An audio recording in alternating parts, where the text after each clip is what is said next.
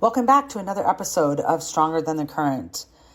Today's a little bit of a different podcast in that it's not a long podcast and it's not extremely educational or informative, but it is probably the most important podcast that we do, and that is just calling attention to the things that we really need to start addressing as a society and as those in the helping professions, and that is just mental health.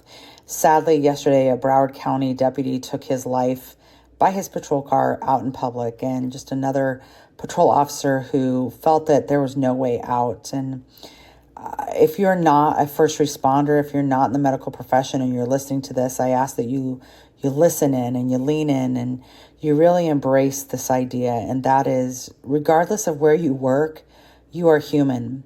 And every human experiences stress, and every human experiences anxiety. Every human experiences trauma. We all are so heavy burdened with so many things in our lives, from managing our finances and our homes and our families and, of course, our jobs and just the 9 million things that go on in our lives. And those that put on a uniform are no different. Sometimes, unfortunately, because of how desensitized we have come to the reality of the occupations and the helping professions, we forget that these people are human. We forget that not only are they bearing their own load from their personal lives, but they're also bearing the load of everybody that they come into contact with on a daily basis. It doesn't matter what the news says, in regards to, the police officer did this, the cops are doing this doctor was wrong about this. That doesn't matter. At the end of the day, we're talking about a human.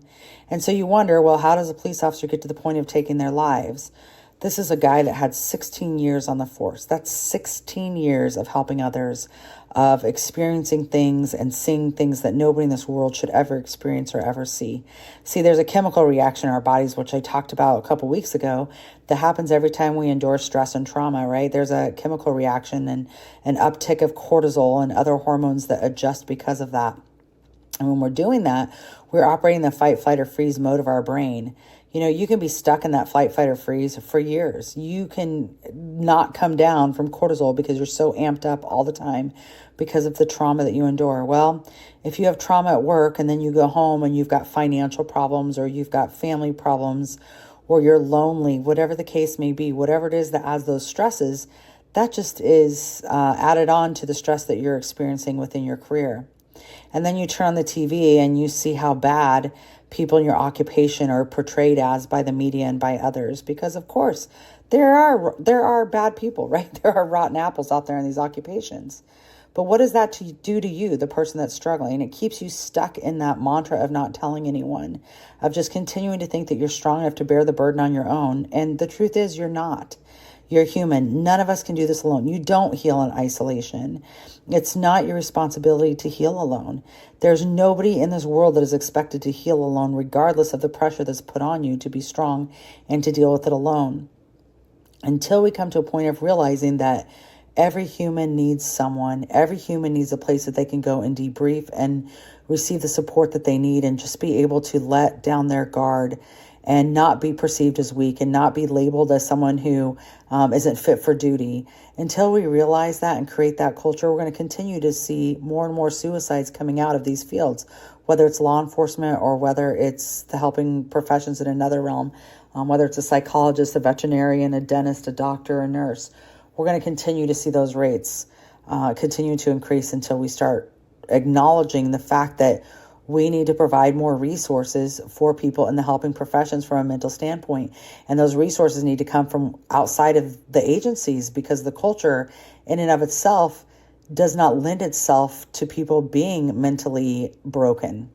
We expect you to be tough, and they expect you to not tell people when you're struggling mentally, just to be able to get over it. And if you don't think that's the truth, ask anybody that's willing to be vulnerable with you within these professions. They spend their whole life, their whole career being tough and being the strong one and being the one that fixes other people's problems. How in the world can we expect them to fix their own when they're already fixing everybody else's problems? So I encourage you today to just take a minute and spread the word. Share this podcast with other people so that we can start getting more and more people directed to our nonprofit, to where we do provide resources, including a 24-hour, 365 confidential peer support line that can actually just allow whoever it is in the helping professions or family member of someone in the helping professions to just talk, to just debrief. We're not licensed counselors. We're people that have been in the field. We're people that have struggled mentally. We're people that have been both in the culture and outside the culture. And so we see the picture. We're people that just want to support you. And we're people that surely understand how important it is to keep your information confidential. There's no paper trail with us. There's no calls being made to your jurisdiction. You're not going to have to do an exit interview with us when you retire. So there's literally no fear in calling us and getting the help and the support that you need. And by a crisis intervention helpline, let me just explain that. That just means that we're here for you in your time of crisis. So if you're going from one call to another, or you're on your way home after a shift and you've got stuff in your head that literally you just want to dump it on us. Please call us. We're here for you. We understand. We're just going to listen to you, man. And we're going to give you resources if you need resources. We're going to give you advice. We're going to give you some tips to just kind of help you navigate the mental storm a bit. I just want to turn on the TV someday and not see anybody killing themselves, whether you're a first responder or whether you're not. Suicide should just not be happening with all the resources that we have in this world. We've got to change our ways, guys.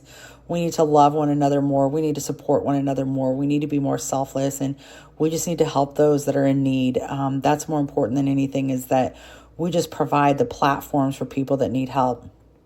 I tell you, if you're someone who can speak to this topic, please get in touch with us. We'd love to have you on a podcast just to tell your testimony. You know, there's so much power in your story, and you went through the storms that you went through for purpose, and you can help somebody else's life, and you can help somebody else from engaging in addiction or suicide. There's reason that you've been in the storm, and man, the strength that you have having come through that storm, you have a story to tell, and somebody else needs your strength. So if that's you, please give us a call or email us at contact@riptiderec.org. Call us at 561-444-5509. But today, if you feel that I'm talking to you, that's your conviction to give us a call. We're here for you. And we are going to continue as a nonprofit to just attempt to bust down the barriers and the stigma that exists in mental health within the helping profession. And we're going to just continue to do everything that we can, one person at a time, to just change the ways in which mental health is viewed in these professions. We wish you safety today. We wish you love. We wish you peace.